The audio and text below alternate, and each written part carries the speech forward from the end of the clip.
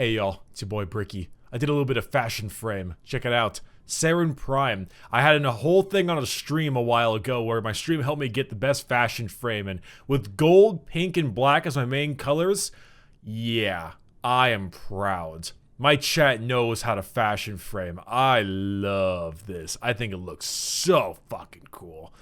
I'm so happy with it. I want to finish the gun too. The Arca Plasmor. I should put that shit on. So anyway, hello. I hope you're having a great day. Today is a fun video that I've been excited to make. Basically what today is since last time I made that little enema story about D&D, little D&D thing, I decided to tell you another story. Because why not have a couple more just very odd D&D stories to tell? Because I got plenty.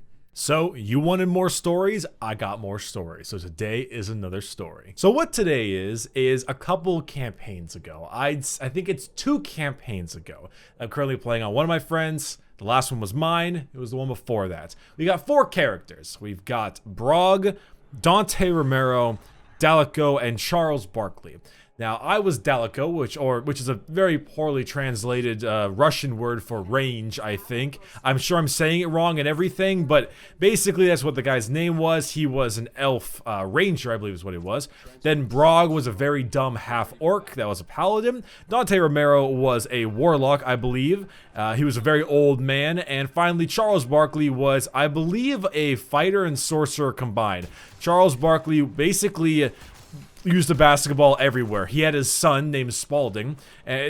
Charles Barkley can be a different story. Today we're talking about something else. So it was one of the first ever sessions that we played. Basically what happened is Dante Romero is chaotic evil. He is a very bad person. No, what he is mainly is he's a really, really old warlock. He's like 80 years old. But the thing about him is the fact that he is chaotic evil. He is an evil person, but he's got a lot of charisma that he never uses because he's a real dick. A lot of you notice that I say the words hell yeah a lot. That mainly came from him. He's got this little old man voice type thing, and he always said hell yeah, and it hurts my voice, but he has a very hell yeah kind of voice to it. I can't do it as well as my buddy did, but he has a voice similar. Yeah, this Arca Plasmor is actually kind of great. But anyway, he was like a massive asshole, but no one really knew that he was super evil because he had dementia and shit. So occasionally during fights, he'd be like, wait, who are all you fucking sluts?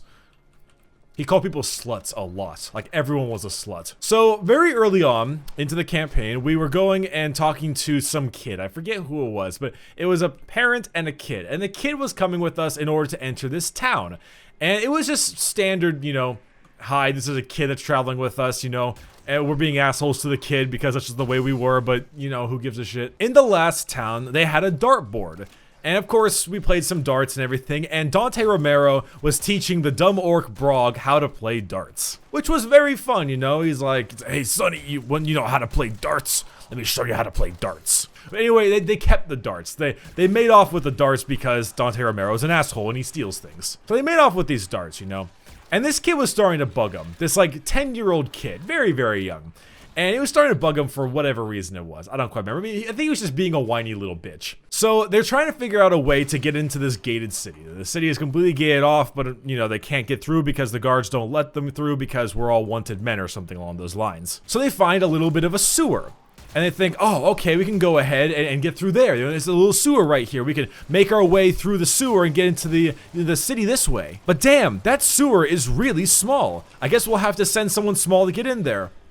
I know, let's send the kid. So the kid doesn't want to, at all. He really doesn't want to, but we make him do it anyway, because we're assholes. So he's bitching and bitching and bitching, and Dante Romero is getting a little fed up with this. He really doesn't like how much this kid's bitching.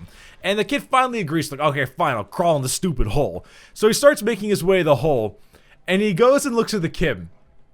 And then he looks at the orc. He's like, hey, Brog, you know how to play darts? Brog says, nah. Because he's stupid orc. Like, well, let me show you. So he takes the dart, and this kid is like crawling into this sewer hole, and he takes the dart, and he throws it at the kid. So, of course, Dante Romero is a real asshole and everything. And so he rolls to hit. And he rolls a natural 20, which if you don't play much D&D, basically is the greatest thing ever. You have rolled the best you can possibly roll, and that generally means something great happens. For instance, let's say like, oh, you're gonna pickpocket this dude. You rolled a 20 on stealth, you get the money you were looking for, and you get his car keys. You get his money, and it just so happens that he had like 40 more gold than you thought. You know, a 20 gives you extra stuff. So he rolled a 20 on this dart throw. And he immediately, by doing so, pegs this kid dead in the spine. And immediately the kid screams. You know, if I could, I'd have him yell the Roblox sound effect right now. But he screams this scream after getting hit with the dart. And then he's like, I can't move. I can't feel my legs. Dante Romero's dart throw hit the kid dead in the spine and paralyzed him from the waist down. So this kid starts like screaming and crying and freaking the fuck out because our goddamn dementia-ridden warlock, calling everyone stupid sluts, basically just paralyzed a 10-year-old kid with a 20 roll on a dart. And so the kid's like screaming and freaking the fuck out, but we can't have the guards alert or anything, so we keep him, you know, shut up. And the rest of us are all like, I'm not gonna deal with this, so we all go ahead and go inside the damn city. Now that the kid is completely alone with Dante Romero, as well as completely paralyzed, Dante's like, I might as well sacrifice him. So Dante then grabs his knife, this old man with this old knife, and stabs it in the chest of this 10-year-old paralyzed kid and sacrifices him to Demon Jesus. And Demon Jesus comes out of the well of blood created by this 10-year-old kid, and he's like, yo, what's up, Dante? I see you brought me a fresh one. You know, that's some good shit. You know what? Here you go, man. Enjoy yourself. I'll see you later, Dante. Demon Jesus, out.